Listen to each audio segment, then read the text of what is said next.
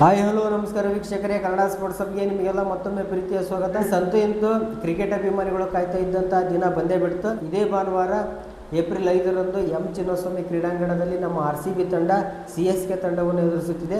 ಸಾಂಪ್ರದಾಯಿಕ ಎದುರಾಳಿಗಳಾಗಿರುವಂಥ ಇವೆರಡು ತಂಡಗಳು ಸಹ ಯಾವುದೇ ತಂಡ ಗೆದ್ದರೂ ಸಹ ಅಪೋಸಿಟ್ ತಂಡ ಅಷ್ಟು ಸುಲಭವಾಗಿ ಸೋಲನ್ನು ಒಪ್ಕೊಳ್ಳೋದಿಲ್ಲ. ಈ RCB ತಂಡ 2025ರಲ್ಲಿ ಚಾಂಪಿಯನ್ ಆಗಿ ಅದೇ ಫಾರ್ಮನ್ನು ಮುಂದುವರಿಸಿಕೊಂಡು 2026 ಫಸ್ಟ್ನೇ ಮ್ಯಾಚ್ನಲ್ಲೇ ಬಲಿಷ್ಠ ಹೈದರಾಬಾದ್ ತಂಡವನ್ನು ಸೋಲಿಸುವ ಮೂಲಕ ಇದು ಟೂರ್ನಿಗೆ ಶುಭಾರಂಭ ಮಾಡಿದರೆ, ಮತ್ತೊಂದು ಕಡೆ CSK ತಂಡ ಸತತ 2 ಸೋಲುಗಳಿಂದ ಸೋತು ಸುಣ್ಣವಾಗಿ ಈಗ 3ನೇ ಮ್ಯಾಚ್ ಆಡಲು ಅಥವಾ 3ನೇ ಮ್ಯಾಚನ್ನು ಸೋಲಲು ನಮ್ಮ ಬೆಂಗಳೂರಿಗೆ ಬರ್ತಾ ಇದ್ದಾರೆ. ಆದ್ದರಿಂದ ನಾಳೆ ನಡೆಯುತ್ತಿರುವಂಥ ಮ್ಯಾಚ್ಗೆ ಮಳೆ ಏನಾದರೂ ಅಡ್ಡಿಯಾಗಲಿದೆಯಾ ಅಥವಾ ಪಿಚ್ ರಿಪೋರ್ಟ್ ಆಗಿದೆ, ನಮ್ಮ RCB ತಂಡದ ಬೆಸ್ಟ್ ಪ್ಲೇಯಿಂಗ್ 11 ಯಾರ್ಯಾವುದು, 8-8 ಯಾರು ಮೇಲ್ಗೈ ಸಾಧಿಸಿದ್ದಾರೆ ಎಂಬುದರ ಬಗ್ಗೆ ಸಂಪೂರ್ಣವಾಗಿ ವಿಡಿಯೋದಲ್ಲಿ ನಿಮಗೆ ತಿಳಿಸ್ತಾ ಹೋಗ್ತೀನಿ. ವಿಡಿಯೋವನ್ನು ಕೊನೆವರೆಗೆ ನೋಡಿ. ಅದೇ ರೀತಿ ನೀವೇನಾದರೂ RCB ಅಭಿಮಾನಿ ಆಗಿದ್ದರೆ ಅವರಿಗೆ ಒಂದು ಲೈಕ್ ಮಾಡೋದ್ರ ಮೂಲಕ ನಮಗೆ ಸಪೋರ್ಟ್ ಮಾಡಿ. ಹಿಂದಿಯಲ್ಲಿ ಗಾದೆ ಮಾತು ಇದೆ, ಗಾಚಾರ್ ಗಾಡ್ ಮರೆತು ಕುದಾಕಿ ಯಾಕರೇಗ ಅಂತೇಳಿ. ಈಗ ಈ ಗಾದೆ ಮಾತು ನಮ್ಮ CSK ತಂಡಕ್ಕೆ ಸರಿಯಾಗಿ ಹೊಂದುತ್ತದೆ ಅಂತಲೇ ಹೇಳ್ಬೋದು.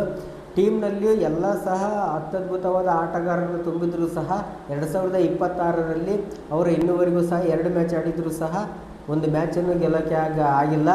ಅದೇ ರೀತಿ ನಮ್ಮ CSK ತಂಡದ ಹಿರಿಯ ಆಟಗಾರರಾಗಿರುವಂಥ MS ಧೋನಿಯವರು ಸಹ ಸ್ನಾಯು ಸೆಳೆತದಿಂದ ಇನ್ನು 3-4 ಮ್ಯಾಚ್ಗೆ ಇರಲ್ಲ ಅಂತೇಳಿ ಅಪ್ಡೇಟ್ಗಳು ಬರ್ತಾ ಇದೆ. ಅದೇ ರೀತಿ ಡೆವಾರ್ಡ್ ಬ್ರೇಸ್ ಅವರು ಸಹ ಇಂಜುರಿಯಿಂದನೇ ಈಗ 2 ಮ್ಯಾಚ್ಗಳಲ್ಲಿ ಸಹ ಅವರು ಆಡಿಲ್ಲ. RCB ಮೇಲಿರುವಂಥ ಮ್ಯಾಚನ್ನು ಸಹ ಆಡ್ತಾರಿಲ್ವ ಎಂಬ ಇನ್ನು ಕನ್ಫರ್ಮೇಷನ್ ಸುದ್ದಿ ಬಂದಿಲ್ಲ. ಇನ್ನೊಂದು ಕಡೆ ನಮ್ಮ ಬೆಂಗಳೂರು, ನಮ್ಮ ಹೆಮ್ಮೆಯ RCB ತಂಡ ಈಗ ಎಲ್ಲ ಕ್ಷೇತ್ರದಲ್ಲೂ ಬಲಿಷ್ಠವಾಗಿದೆ. ಅದೇ ರೀತಿ ಬೌಲಿಂಗ್ನಲ್ಲಿಯೂ ಸಹ ಈಗ ಜೋಕಬ್ ಟಫಿ, ಹೆಸಲ್ವುಡ್ ಬದಲಿಗೆ ಜೋಕಬ್ ಟಫಿ ಬಂದಿದ್ದಾರೆ. ಅವರು ಸಹ ಫಸ್ಟ್ನೇ ಮ್ಯಾಚಲ್ಲಿ ಉತ್ತಮವಾದ ಬೌಲಿಂಗ್ ಮಾಡೋದ್ರ ಮೂಲಕ ಮ್ಯಾನ್ ಆಫ್ ದಿ ಮ್ಯಾಚ್ ಆಗಿದ್ದರು. ಈಗ ವಿರಾಟ್ ಕೊಹ್ಲಿ ಅವರು ಸಹ ಫಾರ್ಮ್ನಲ್ಲಿದ್ದಾರೆ. ಪಡಿಕ್ಕಲ್ರವರು ಅದ್ಭುತವಾದ ಬ್ಯಾಟಿಂಗ್ ಮಾಡ್ತಾ ಇದ್ದಾರೆ. ಸೊ ಆದ್ದರಿಂದ ನಾವು ಸಂಪೂರ್ಣವಾಗಿ ಧೈರ್ಯದಿಂದ ನಾಳೆ ನಡೀತಿರುವಂಥ ಪಂದ್ಯಕ್ಕೆ ನಾವು ಎದುರು ನೋಡ್ಬೋದು. ಅದೇ ರೀತಿ CSK ತಂಡವನ್ನು ಸುಲಭವಾಗಿ ನಾವು ಮಣಿಸ್ಬೋದು. ಅದೇ ರೀತಿ ನಮ್ಮ RCB ತಂಡಕ್ಕೆ ಓವರ್ ಕಾನ್ಫಿಡೆನ್ಸ್ ಮಾತ್ರ ಬರಬಾರ್ದು. ಅದು ಬರಲಿಲ್ಲಪ್ಪ ಅಂತಂದರೆ ನಾಳೆ ಮಾತ್ರ RCB ಮ್ಯಾಚ್ CSK ಮೇಲೆ ಗೆದ್ದೇ ಗೆಲ್ಲುತ್ತೆ. ಅದೇ ರೀತಿ ನಾಳೆ ಹ್ಯಾಟ್ರಿಕ್ ಸೋಲನ್ನು ಅನುಭವಿಸ್ಬೋದು. ಫ್ರೆಂಡ್ಸ್, ಇನ್ನು ನಮ್ಮ ಎಂ ಚಿನ್ನಸ್ವಾಮಿ ಕ್ರೀಡಾಂಗಣದ ಪಿಚ್ ಯಾವ ರೀತಿ ಇದೆ ಅಂತ ನೋಡೋದಾದಪ್ಪ ಅಂತಂದ್ರೆ, ಈಗೆಲ್ಲ ಇನ್ನು 10 ವರ್ಷ ಬಿಟ್ಟು ನೋಡಿದರೂ ಸಹ ನಮ್ಮ ಎಂ ಚಿನ್ನಸ್ವಾಮಿ ಕ್ರೀಡಾಂಗಣದ ಪಿಚ್ ಬ್ಯಾಟಿಂಗ್ಗೆ ಸಪೋರ್ಟ್ ಆಗೇ ಇರುತ್ತೆ, ಬೌಲಿಂಗ್ಗೆ ಸಪೋರ್ಟ್ ಆಗಿರಲ್ಲ. ಅದು ಬೇರೆ, ಬೌಂಡ್ರಿಗಳು ತುಂಬ ಚಿಕ್ಕದಾಗಿರುವುದರಿಂದ ಬ್ಯಾಟ್ಸ್ಮನ್ಗಳು ಹಬ್ಬ ಅಂತಲೇ ಹೇಳ್ಬೋದು. ಎಂ ಚಿನ್ನಸ್ವಾಮಿ ಕ್ರೀಡಾಂಗಣದಲ್ಲಿ ಯಾವುದೇ ತಂಡದಲ್ಲಿ ಆಡದಿದ್ದಂಥ ಆಟಗಾರ, ಯಾವುದೇ ಸ್ಟೇಡಿಯಂನಲ್ಲಿ ಆಡದಂಥ ಆಟಗಾರ ನಮ್ಮ ಎಂ ಚಿನ್ನಸ್ವಾಮಿ ಕ್ರೀಡಾಂಗಣದಲ್ಲಿ ಆಡ್ತಾರೆ. ಸೊ ಆದ್ದರಿಂದ ಇದು ಬ್ಯಾಟಿಂಗ್ಗೆ ತುಂಬ ಹೆಲ್ಪ್ ಆಗಿರುತ್ತೆ. ಯಾವುದೇ 2 ತಂಡಗಳಲ್ಲಿ ಯಾವುದೇ ಫಸ್ಟ್ ಮಾಡಿದರೂ ಸಹ 200+ ಸ್ಕೋರ್ ಆಗುತ್ತೆ. ನಾವು ಕನಿಷ್ಠ ನಮ್ಮ RCB ತಂಡ ಏನಾದರೂ ಫಸ್ಟ್ ಬ್ಯಾಟಿಂಗ್ ಮಾಡಿದ್ದಪ್ಪ ಅಂತಂದ್ರೆ 230 ಮೇಲೆ ನಾವು ರನ್ ಹೊಡಿಬೇಕಾಗುತ್ತೆ. CSK ಮೇಲೆ ಏನಾದರೂ ಗೆಲ್ಲಬೇಕಪ್ಪ ಅಂತಂದ್ರೆ 230 ರನ್ ಮೇಲೆ ಗೆದ್ದಪ್ಪ ಅಂತ ನಾವು ಗೆಲುವೇ ನಿಶ್ಚಿತ ಅಂತಲೇ ಹೇಳ್ಬೋದು. ನಾಳೆ ಏನಾದರೂ ಮಳೆ ಬರ್ಬೋದು ಅಂತ ನೋಡೋದಂತಂದ್ರೆ ನಾಳೆ ಫುಲ್ ಮ್ಯಾಚ್ ಆಗುತ್ತೆ. ಯಾವುದೇ ರೀತಿಯ ತೊಂದರೆ ಇರುವುದಿಲ್ಲ. ಬೆಂಗಳೂರಿನಲ್ಲಿ ಯಾವುದೇ ರೀತಿಯ ಮಳೆ ಇಲ್ಲದ ಕಾರಣ ನಾಳೆ ಭಾನುವಾರ RCB ವರ್ಸಸ್ CSK ಮ್ಯಾಚ್ ಸಂಪೂರ್ಣವಾಗಿ ನಡೆಯುತ್ತದೆ. ಇದು ಕ್ರಿಕೆಟ್ ಅಭಿಮಾನಿಗಳಿಗೆ ಇದು ಒಂಥರ ಶುಭ ಸುದ್ದಿ ಅಂತಲೇ ಹೇಳ್ಬೋದು. ಇನ್ನು ನಮ್ಮ RCB ತಂಡದ ಬೆಸ್ಟ್ ಪ್ಲೇಯಿಂಗ್ 11 ಯಾರಪ್ಪ ಅಂತಂದ್ರೆ, ಜಾಸ್ತಿ ನಮ್ಮ RCB ತಂಡದ ಮ್ಯಾನೇಜ್ಮೆಂಟ್ನವರು ಜಾಸ್ತಿ ತಲೆ ಕೆಡಿಸ್ಕೊಳ್ಳೇಬಾರ್ದು. ಫಸ್ಟ್ನೇ ಮ್ಯಾಚ್ನಲ್ಲಿ ಯಾರ್ಯಾರು ಆಡಿದ್ರು ಅವ್ರನ್ನ ಡೈರೆಕ್ಟಾಗಿ ಈಗ CSK ಮೇಲೆ ತಂಡಕ್ಕೆ ಆಡಿಸ್ಬೇಕು. ಹಾಗಾದರೆ ನಮ್ಮ ಎರಡನೇ ಗೆಲುವು ನಿಶ್ಚಿತ ಅಂತಲೇ ಹೇಳ್ಬೋದು. ಅದ್ರಾಗೂ ನೀವು ಫಸ್ಟ್ನೇ ಮ್ಯಾಚ್ ಯಾರ್ಯಾರು ಆಡಿದಪ್ಪ ಅಂತಂದ್ರೆ, Phil Salt, Virat Kohli, Rajat Patidar, Padikkal, Jitesh Sharma, Tim David, Shepherd, Krunal Pandya, Bhuvneshwar Kumar, Abhinandan Singh, Jacob Duffy, Suyash Sharma ಇವರು ಫಸ್ಟ್ನೇ ಮ್ಯಾಚ್ ಹೈದರಾಬಾದ್ ವಿರುದ್ಧದ ಪಂದ್ಯದಲ್ಲಿ ಆಡಿದ್ರು. ನಮಗೆ ಅದರಾಗೆ ಸ್ವಲ್ಪ ಡಲ್ ಆಗಿ ಯಾರು ಕಾಣ್ತಾರಪ್ಪ ಅಂತಂದ್ರೆ ಅಭಿನಂದನ್ ಸಿಂಗ್ ಅವರು ಫಸ್ಟ್ನೇ ಮ್ಯಾಚಲ್ಲೇ ತುಂಬ ದುಬಾರಿಯಾಗಿದ್ದರು.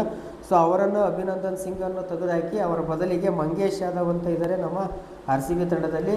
ಮಂಗೇಶ್ ಯಾದವ್ ಅವರನ್ನು ಅಭಿನಂದನ್ ಬದಲಿಗೆ ಮಂಗೇಶ್ ಯಾದವ್ನ ಸೇರಿಸ್ಕೊಂಡ್ರೆ ತುಂಬ ಚೆನ್ನಾಗಿ ನಮ್ಮ RCB ತಂಡ ಕಾಣುತ್ತೆ. ಈಗ ಹ್ಯಾಸಲ್ವುಡ್ ಅವರು ಈಗಾಗಲೇ ನಮ್ಮ ಬೆಂಗಳೂರು ಟೀಮ್ನಲ್ಲಿ ಇದ್ದಾರೆ, ಪ್ರಾಕ್ಟೀಸ್ ಕೂಡ ಮಾಡ್ತಾ ಇದ್ದಾರೆ.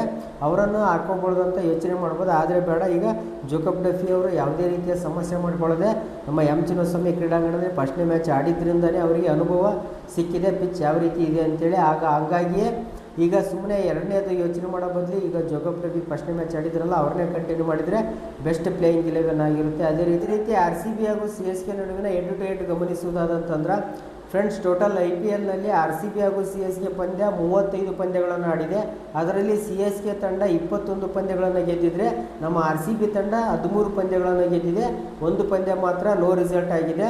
ಫ್ರೆಂಡ್ಸ್, ಈಗ ದಾಖಲೆಗಳನ್ನು ಹಳೆ ಹಿಸ್ಟ್ರಿಯನ್ನು ನೋಡೋದಪ್ಪ ಅಂತಂದರೆ CSK ನಮ್ಮ RCB ಮೇಲೆ ಮೇಲುಗೈಯನ್ನು ಸಾಧಿಸಿದೆ. ಅದು 2024ರ ಆಚೆಗೆ ಅಂತಲೇ ಹೇಳ್ಬೋದು. ಅದಾದ ನಂತರ ನಮ್ಮ RCB ತಂಡ ಈಗ CSK ತಂಡವನ್ನು ಮಣಿಸೋಕೆ ಯಾವುದೇ ರೀತಿಯ ಕಷ್ಟಪಡೋಕ್ಕಾಗಿಲ್ಲ. ಸುಲಭವಾಗಿ ಅವ್ರ ಮೇಲೆ ಗೆಲ್ತಾ ಇದ್ದಾರೆ. ಈಗ ಹಿಸ್ಟ್ರಿ ಎಲ್ಲ ಬಿಟ್ಟಾಕ್ಬಿಡಿ. ಹಳೆ RCB ತಂಡನೇ ಬೇರೆ, ಈಗಿನ RCB ತಂಡನೇ ಬೇರೆ. ಹಿಸ್ಟ್ರಿ ಏನೇ ಹೇಳಿದರೂ ಸಹ ನಾವು ನಾಳೆ ನಡೆಯುತ್ತಿರುವಂಥ ಮ್ಯಾಚನ್ನು ಗೆದ್ದೇ ಗೆಲ್ತೀವಿ.